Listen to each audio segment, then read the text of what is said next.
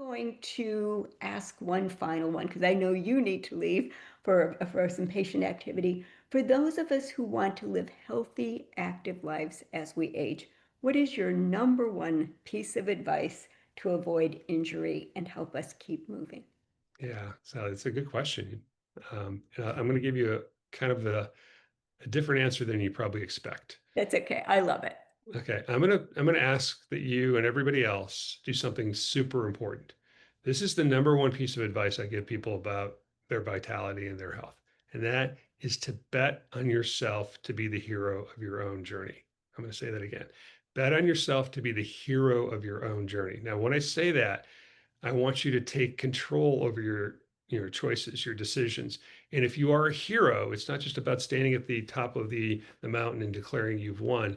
The hero fights through a lot of challenges.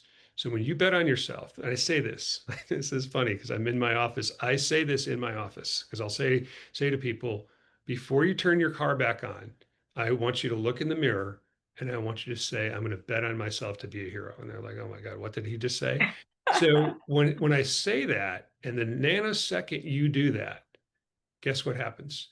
You empower yourself to take on harder things and do them well. You empower yourself to take responsibility for your choices. And guess what happens at the end of that? If you come back a month or two later, in my parlance here in the office, which I was very lucky to see a whole bunch of people were doing very well this morning. And I'm like, oh, they're like, thank you very much. I said, well, I didn't do it. You did it. And I go, well, I said, you took responsibility for your actions, your choices, and that's why you're feeling better.